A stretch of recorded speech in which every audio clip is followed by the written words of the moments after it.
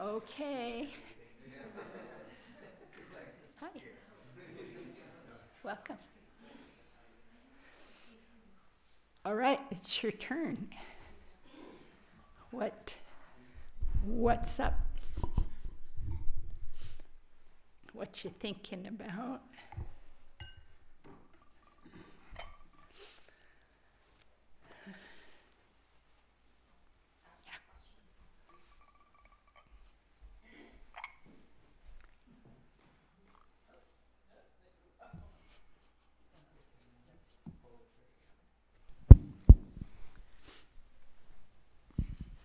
I have not taken refuge, and so my question is, sorry, I guess where should one be in their practice to take refuge? What considerations should one have?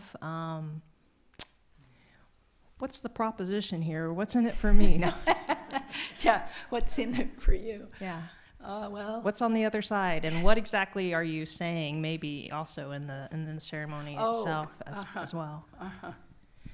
Oh, well, let's start there. It's a pretty simple ceremony in which you simply almost repeat what we say here all the time, that you're taking refuge in the Buddha, Dharma, Sangha. So, yeah, that's a great question.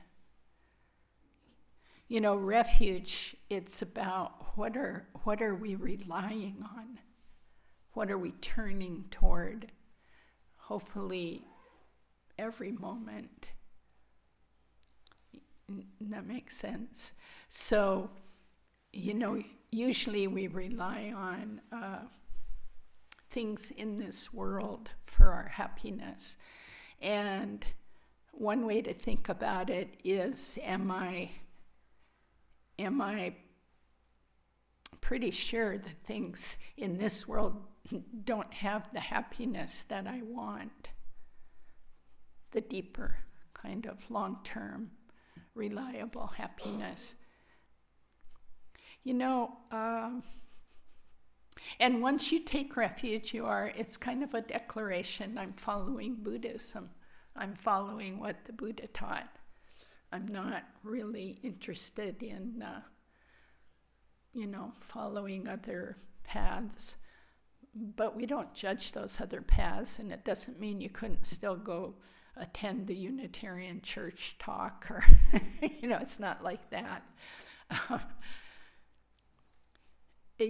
I want to kind of answer it a little bit by saying, no one will know but you.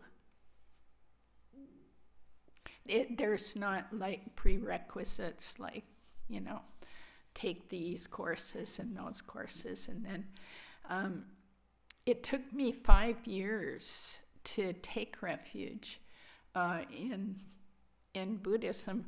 And I'm just going to tell that story because it might be illustrative. So I was really practicing, and I was going to 2 retreats a year. And I was doing that with both Lama Michael and Venerable Chidren.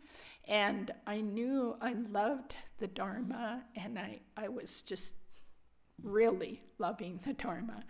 And so someone looking from the outside would have said, why hasn't she taken refuge? And I watched my friends take refuge.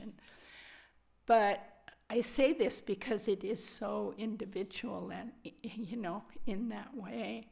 I was raised in a very fundamental Catholic church, and it had frightened me off of religion.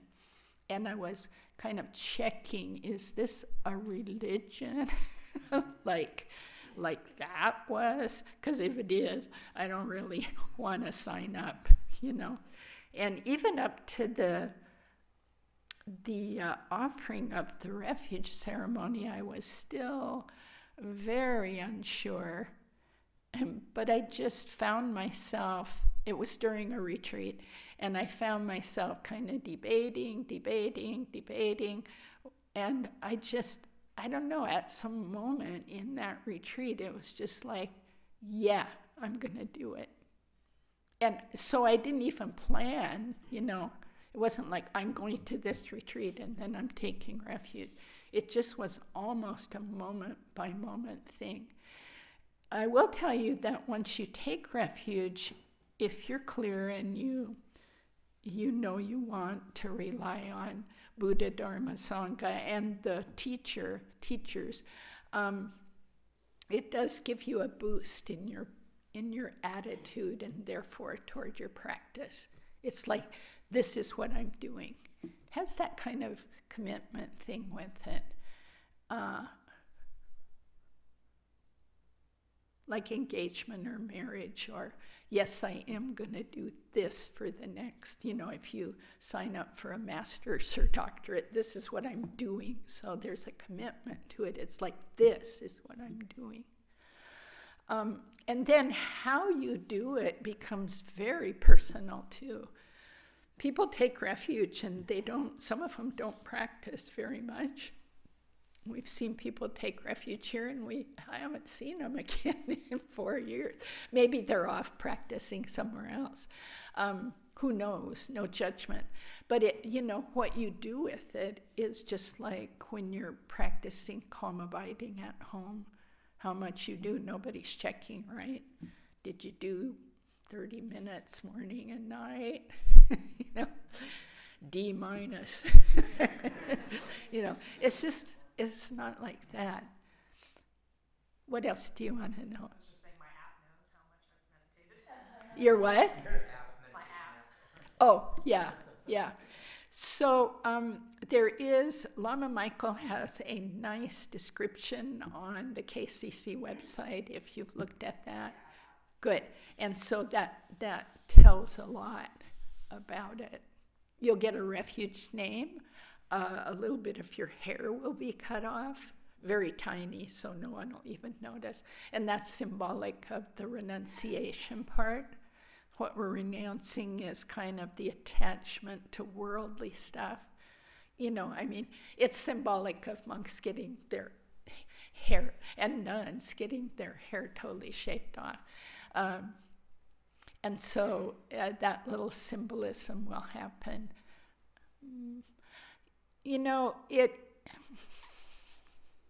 That renouncing part, renouncing's not a good word. I like the phrase determination to be free, which is another way to translate it, I've been told. Because all we're renouncing is suffering. We're not renouncing anything about the world. Not one stitch of the world. You can't really renounce the world. Even you go to a monastery, the world is there, So you're just renouncing your suffering attitude toward it all. It's really about freedom. And one thing you can do too, if you have a lot more questions, you can meet with one of the teachers one-on-one and talk about what your practice is now, kind of get a sense. That's often a nice thing to do. How you set those interviews up, there's a pamphlet in the back with all of our emails in it, and we each set them up separately, so you can do that. And any of us would be happy to meet with you. So I don't know what else to say. I'd be interested to hear from people who have taken refuge and it's been useful to you, shall we say, or what your journey was. Yeah, Ryan. I agree. I think it really does give you kind of a boost in your practice. For me, I'll add to what you already said. It did feel like, you're kind of you're joining part of a lineage of people who have been doing this for a long time, and like the inspiration and almost like family that you're joining that goes back however hundreds, thousands of years, that it's very just inspiring, and yeah, I would say that part was really powerful for me.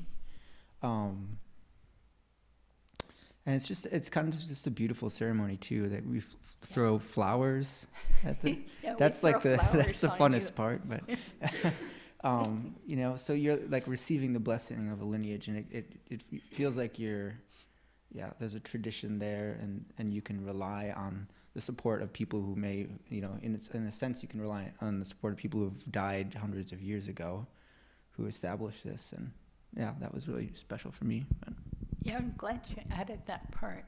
The power of the lineage somehow just starts working more on us. It works on us if you come here and do the practices, but it works more because you've moved closer to the lineage, so then it affects your mind. Yeah. You want to pass the mic to Matthew?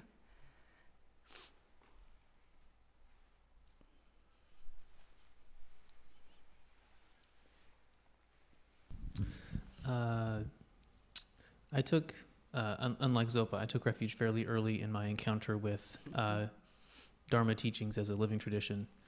And for me, there was, it was almost like an impulse, this sort of, I don't know, I guess it kind of harkens back to like my Catholic days of sort of like experiencing initiations, I guess, this sort of like need to connect more closely, this urge to include myself in this, in a sangha, in a community that is kind of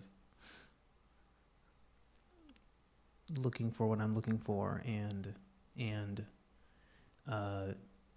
feel a similar draw to these teachings and these practices.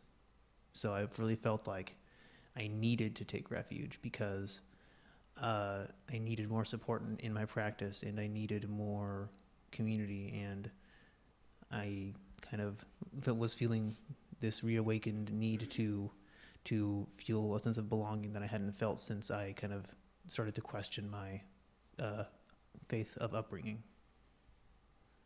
So I kind of just knew that I was ready to. Didn't really have to. I got to a point where I didn't need to question it. I just needed to sign up. Thank you.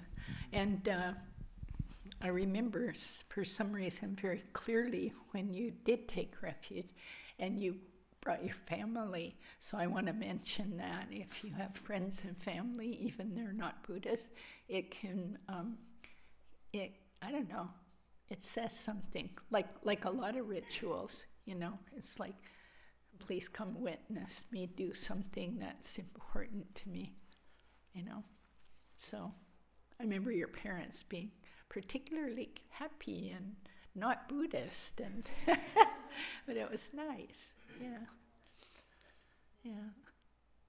You know, humans, we like rituals. We need them, and we make them up if we don't know any. You know, children make them up.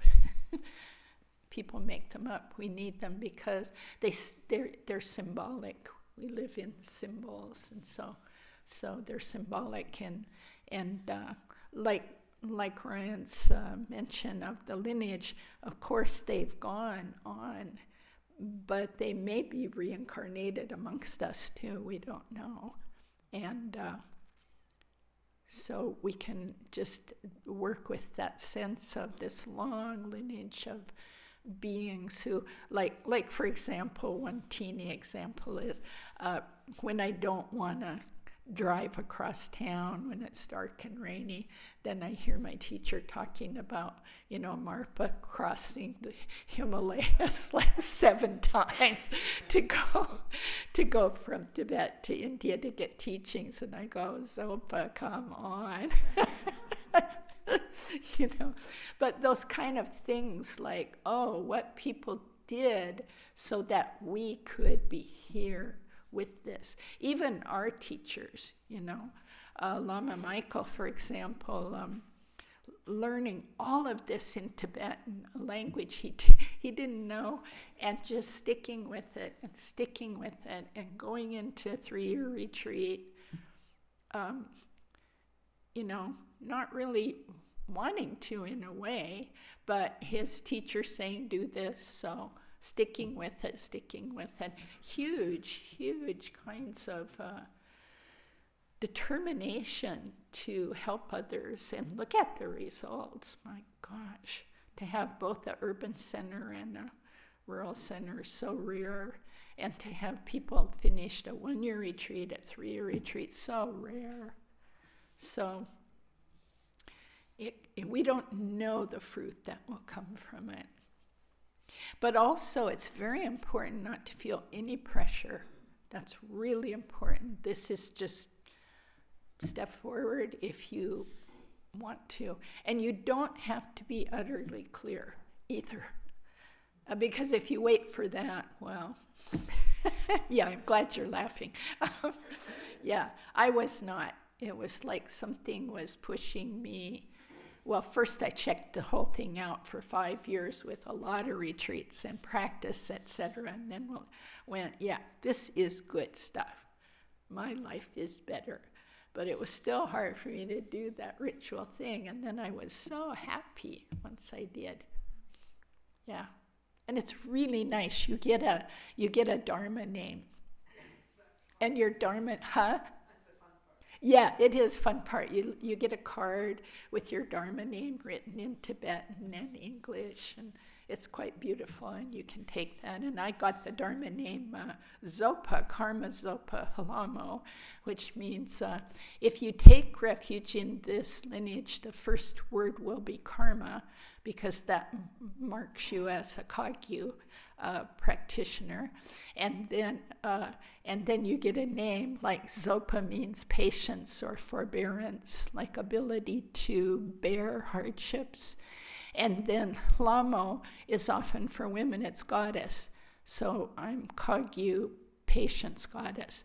And it was funny when I got that name from Lama Michael, I said to him later, now, do we get these names? Because I'm embarrassed about this, but I'll say it. Because it's some quality we have? Or is it some quality we need to work on? And he just smiled and he said, both. But it was funny because my little ego puffed up like, oh, I've been so patient, I have this name. So that disappeared, and he said both. It's like, oh yeah, okay, I get it. So the other Zopa, he's a Zopa too. We've got a few Zopas in our Sangha.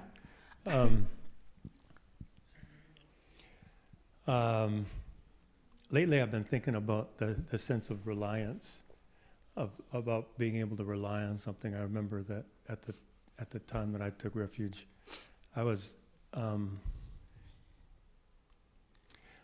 I had been away from a meditation practice for a long time, and I had practiced in a different tradition, not even a Buddhist tradition, but like a mixed. It was like experiential.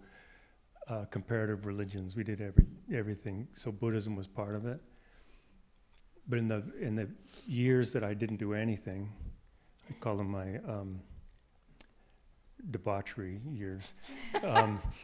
My old teacher had become a disciple of Trungpa Rinpoche, and so she'd come to this tradition. And then I got in touch with her, so she was giving me Buddhist practices over the phone, long distance. And then she called me and said, and I was aching to take refuge. I just felt this, because I wanted this sense of, I didn't know then why, I wouldn't be able to explain that. I just had this sort of ache.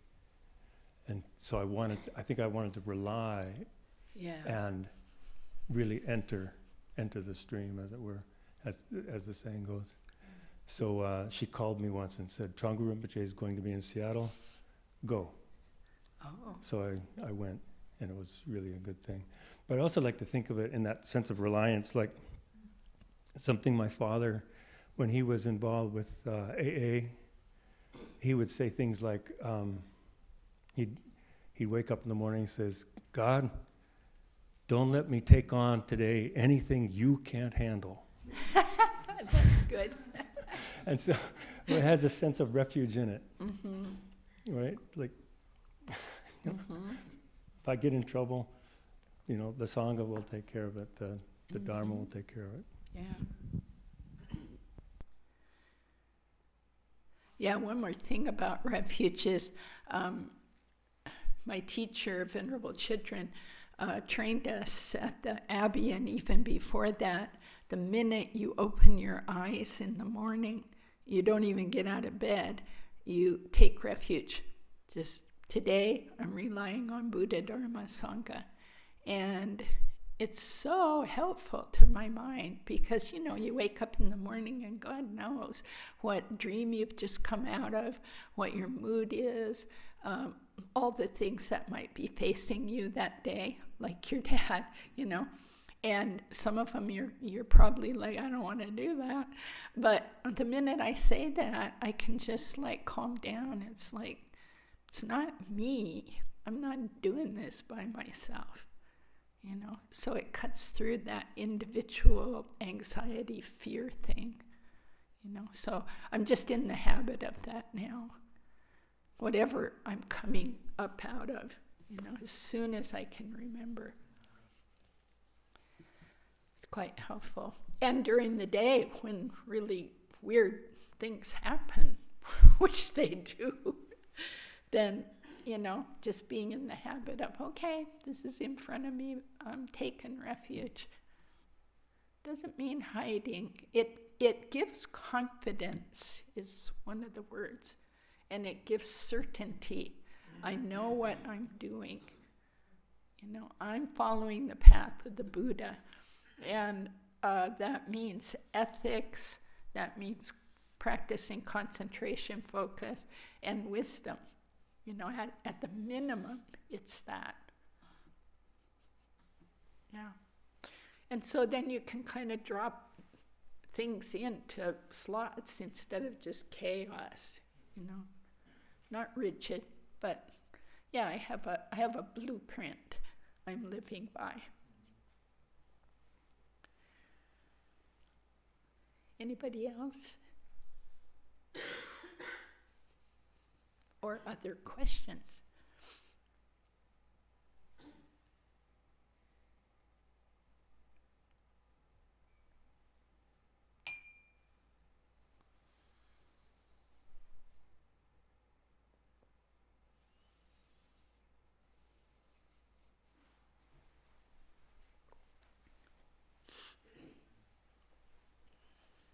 So I was thinking about this a bit because there was this conversation I got into online. It wasn't like in real life, but Unreal life. I think it was this question about like how there was this one Zen center where they were having two separate kind of support groups. One was white, one was for people of color and stuff. And I didn't really I read this article that Ryan sent me. It was by Ruth King, I want to say. And it was about how to heal like racism and stuff within Sanghas, especially considering in America it's usually often white-led. Then I started thinking about what, like, part of the beginnings of Buddhism was partly around trying to give enlightenment and the ability to practice to everybody. Because during the time of the Buddha, the Vedic, as well as like the Hindu society, was really caste system oriented and had a lot of ritualistic as well as like a lot of hierarchies in society, and that Buddhism was a way to dismantle that entire thing. So I don't know what my question was at this point, but I was thinking about like how the Sangha can be, in a sense, a dismantling of oppression in itself. Yeah. Yeah, you can watch some teachings that we just finished here, 9 hours of them online, called Equanimity and Diversity. And Ruth King's book was, which is called Mindful of Race. It's in the bookstore, and we use that as part of the class. I facilitated it using a model that I taught for 20 years with a multiracial team from 1989 to 2009,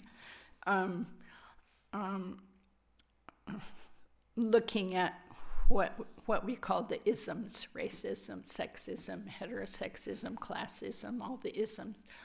A kind of model of stepping out of, or not stepping out, but really investigating the way our culture, and probably many cultures, but it's best to study the culture you're in, at least to understand it, offers us pretty much to a kind of a binary catch-22 of you either get to be a victim or you get to be an agent of oppressing others. So as a white person, you get trained to ignore race, including your own, or to know about it but have all kinds of odd attitudes toward it. And if you're a person of color, you get kind of trained into you're going to be in the victim role. So you might resist that, you might accept it, you might ignore it, but it's going to affect you mightily.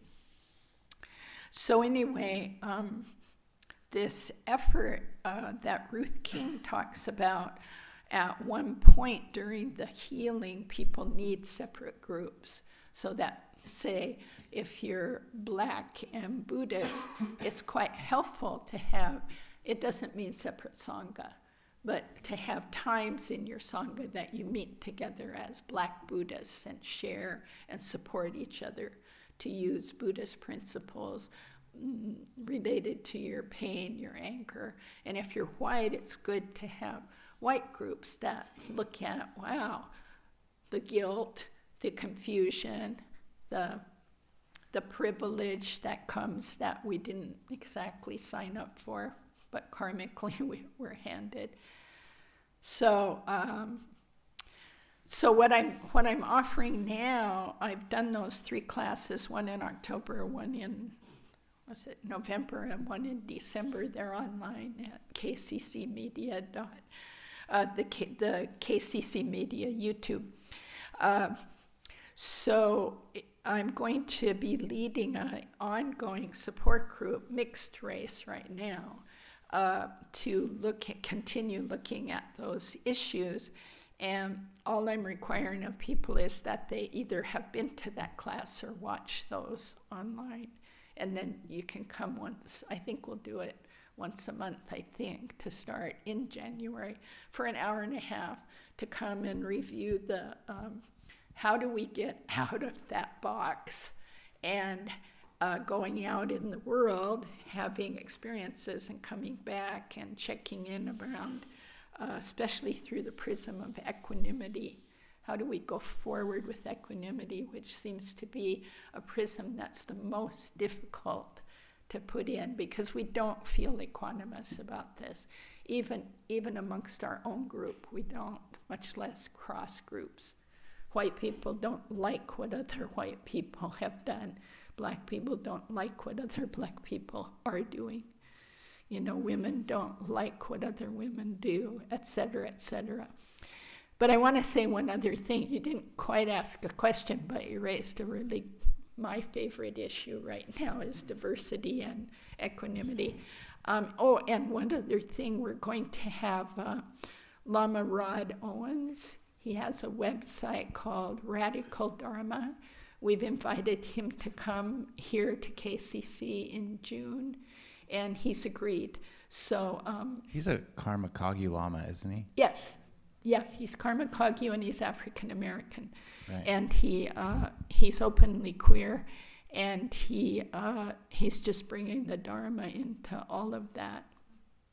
So it will be very interesting. He spoke, I think it was last year at Great Vow, at Heart of Wisdom.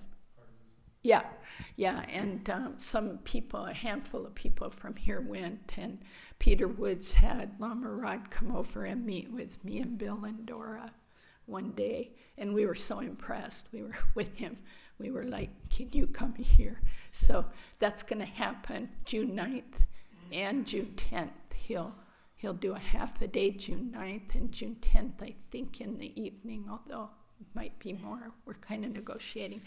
But one other thing I wanted to say that you brought up, Robin, is the Buddhist time. And there's an African-American woman, one of the earliest in the Gelug lineage, Jan Willis, and she wrote a book called Black, Baptist, and Buddhist. It's a great book if you're interested. Black, Baptist, and Buddhist by Jan Willis.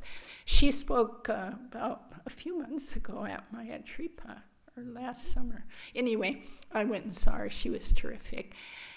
Anyway, she said Buddha was an activist, referring to what you referred to, because he broke the caste system. He had Brahmin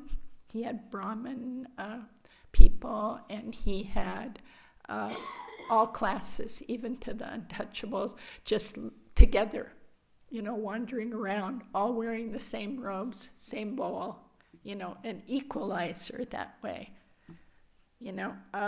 and then the big issue was, what about women? You probably all know this story, but it's a good story. Who knows how much of these stories are mythical, but it is for sure that there was a struggle in the Sangha about women. When the Buddha was born, 7 days after his birth, his mother died, which was not so unusual in those days. Women died from childbirth a lot. And he was raised by his stepmother, Gautami is one of her names, that's the short one, Gautami. And when he became awakened and started, disciples just started following him, men, and he had hundreds of them. And they were staying on estates, like from rich people who wanted to donate to this effort and just let them stay there, and they could be in the grove, and then people came and fed them. And his stepmother, Gautami, had gathered hundreds of women to follow him. This was her beloved nephew, and she loved the practices, and they all sat in the back and listened to the teachings, and they were doing the same things that the monks were. They were wearing robes and, meditating, etc. And she came to the Buddha and asked him if he would give refuge to and ordain these women, and he said no. And he said, I can't. He said that the society is already so stirred up about you all leaving your husbands and your sons. Because in India, if you still, I think it is, but it was for sure in the traditional, I don't know what it is now, but if your husband died, then you belonged to your son. So women had no agency of their own. They always had to have a man telling them what to do. I can't quite imagine that.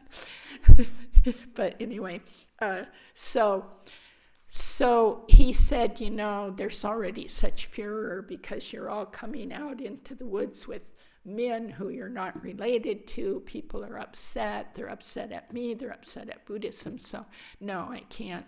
So she waited a while. She just kept practicing. Women kept joining her. And she asked a second time, and he said no again.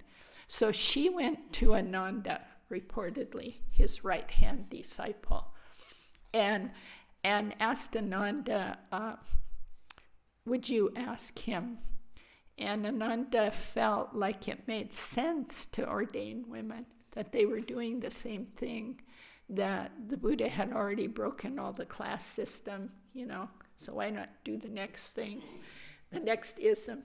And he went to the Buddha, and reportedly he asked one question. He said, do you think women can become enlightened? Now, this was the same question that happened in Christianity, and it was decided at times in the church that, especially in the Middle Ages, that women did not have souls. Only men had souls. Oh my God! Just listening to that, I start just like flaring, you know. But it was a question a lot like that, and evidently the Buddha, honest and beautiful, said yes, they can achieve enlightenment. And Ananda says, well then, you gotta ordain them. And it was like, okay, I'm gonna do it. But there were these prophecies and all kinds of things like, if he does that, Buddhism will die out in 500 years. And well, it's now 2,600 years, but maybe they meant in India or something, because it has gone into other countries, obviously. But it's kind of a beautiful story about the struggle of, you know, you head down a path towards liberation for all beings, and all of a sudden you have to face the isms. Because equanimity means all. It doesn't mean some. It doesn't mean white middle class. And there's a lot of movement right now in the U.S. around these issues. There's a Sangha in, I think it's in or outside of Oakland, called the East Bay Sangha, and they're taking this on very seriously. They have these identity groups meeting and then influencing the Sangha to make changes that need to happen to make it inclusive. You know, one confusion we have as white people, or maybe whichever up group you are, men, rich, white, we think we're already open and inclusive because we're nice, and we are. We're nice and kind. But anytime you get a chance to be in the minority, like step into, say, the center of the Black community and hang out for a while, you see there's a culture that you don't feel comfortable in because you don't know it. And so they would say, well, we're friendly and inclusive. But there is a culture here, you know. Everywhere you go, there's a culture, and we're kind of unaware of our culture. There's a middle class culture that's different than working class, you know, and we need to know these things and be able to talk about them, and without like defensiveness, and just like look and say, oh yeah, okay. So people of color sometimes come here, and we've already had one person report that they felt uncomfortable. It felt very white culture to them. And an unaware comment was made in front of them. So we know those things happen. It's not like we're bad, because they happen. But we need to increase our awareness. So we're doing it. It'll take a while. Yeah, I wasn't. I was particularly interested in the historical aspect because of how that also ends up being sort of coloring Buddhism as itself to this day, that it's not one thing or another, or that it's not supposed to be for one type of people. Yeah. And that, you know, and I noticed in this online thread, which, you know, it's sort of, it's samsara in written form, you know. Yeah, of course. Even if it's on like this Buddhist thread, people were using excuses about it's not very Zen to have it that way, or it doesn't seem Buddhist because it's not looking past the physical realms and stuff. Look past the identity. Yeah, you have to look past identity. And I was just like, well, that just sounds like being colorblind, but in another way, like, you know, in the bad pejorative way of being colorblind, where you don't see somebody's identity. So anyway, thanks for your response. Yeah, thanks for bringing it up. And way early, there are women in Buddhism in the 70s and 80s, mostly Western, who brought up sexism, and that was the response to them. Look past the identity. Just get on your cushion. It's not about men, it's not about women. You don't want to build a self up. So just look past the identity. And yeah, I mean, the point is that is a defense mechanism towards making any changes. Or to the one up group, let's say, if the Sangha is white, mostly white, then people of color come and begin to raise issues because some may feel comfortable, some may not. We can't paint everybody with one brush. But because the culture is doing what it's doing, then if someone raises those issues and you say to them, just sit in the cushion, you're welcome to be here, look past your identity. Obviously it won't work. They will feel like what they're bringing up is not okay to bring up. It's not even an issue. In fact, all it is your personal problem. Maybe you're not Buddhist enough because you're still doing an identity thing.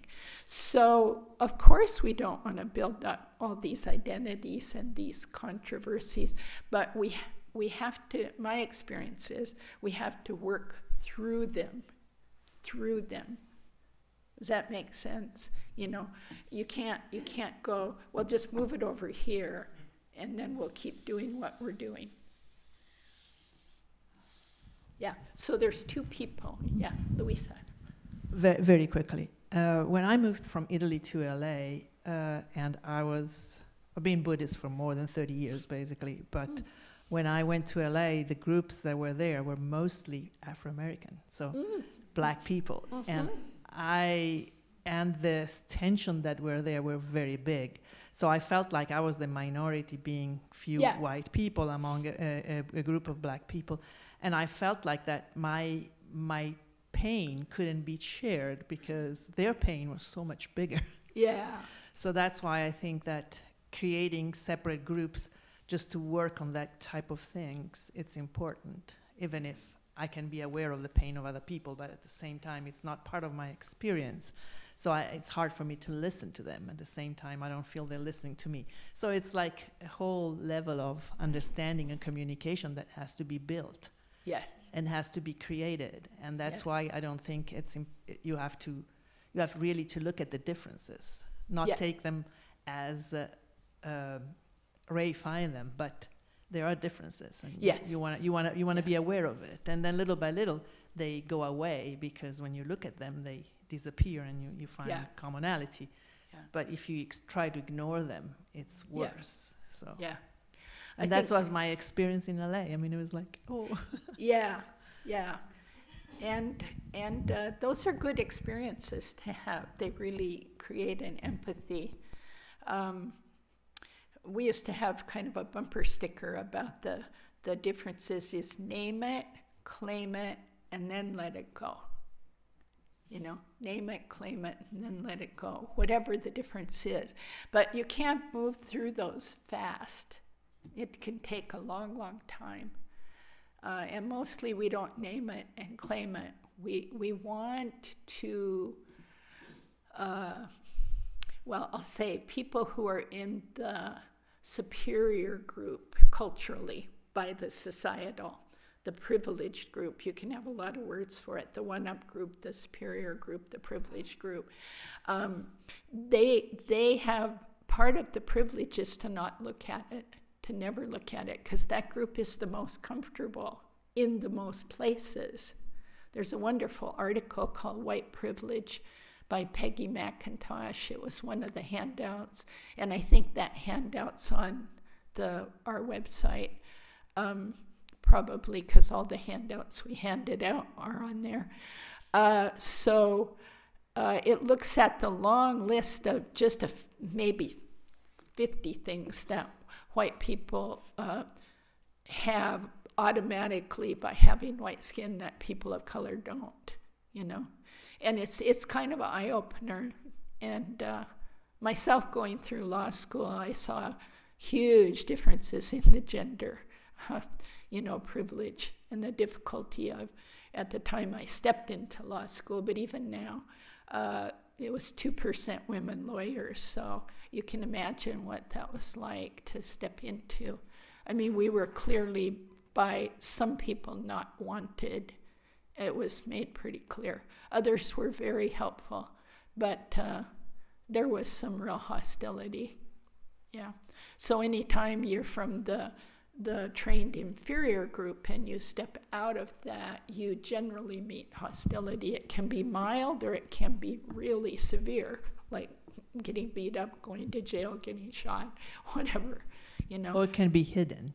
For me, yes, I was can be getting mild, into science, hidden. and everybody, we're like 80, 90 men and just 10, 15 women. So it was very hard. Yeah. And you always felt that you don't have enough intelligence because the world Yes. is built in a different frame, Yes. which you're not aware of it and you're Yeah. not really familiar with it. And so, Yeah. I want to say, too, though, that the only way I got through law school was the women all made a group together and met together routinely and informally to support each other. And also men allies, men who stepped forth that were really happy that we were there, and let us know and helped us out with things, both professors and other students. So that happens too. One more, was it Melissa?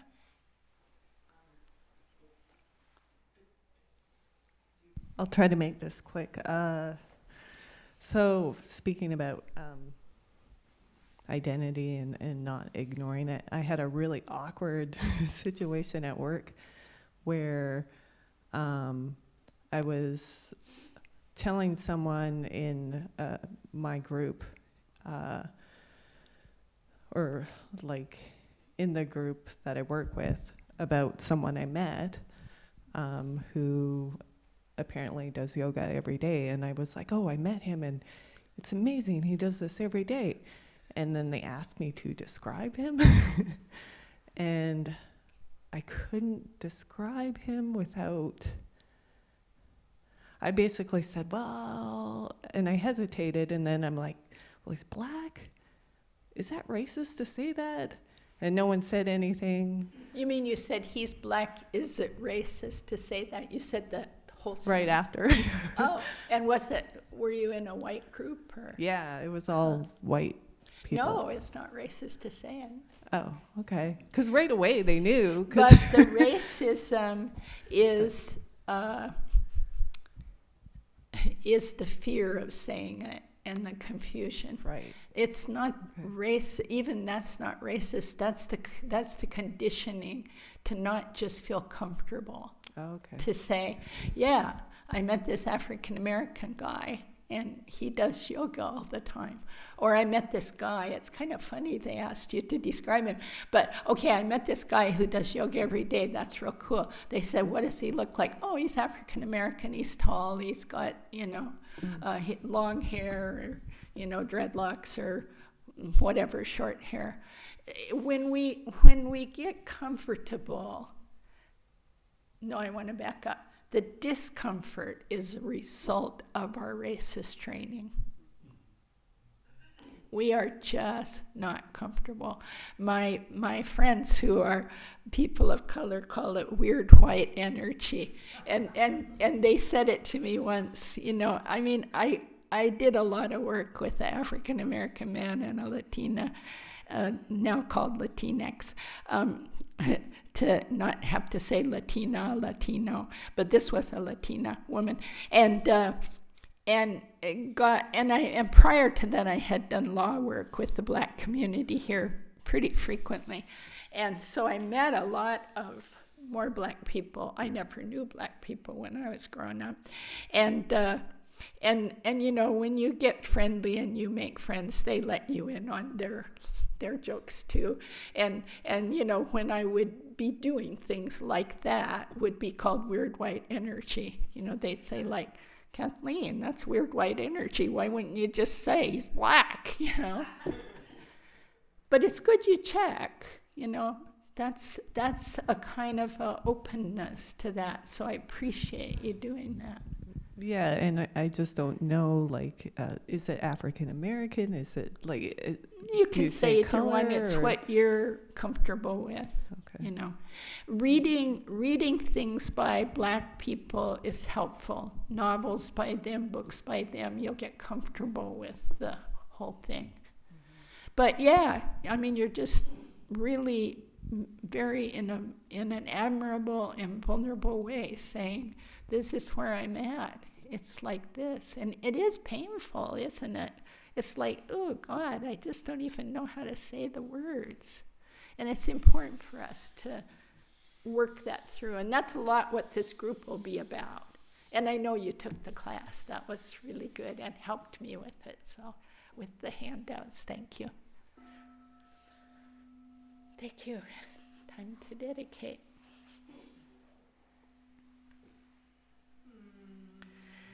By this virtue may I quickly realize Mahamudra and establish all beings without exception in this state.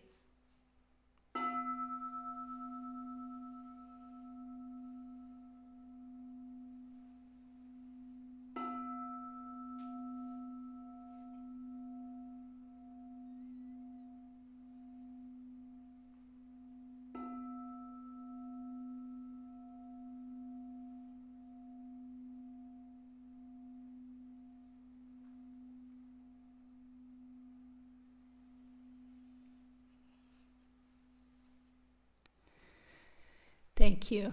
And I just want to tag on one thing. Be sure to have equanimity towards your own self while we work our ways through this, toward whatever rises in you, embarrassment, fear, aversion to even the topic.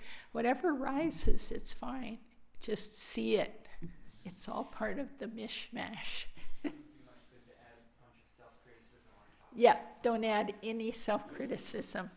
Yes, will not help, only harm. Besides, we're all Buddhists, so approach it like the Buddha would. Okay.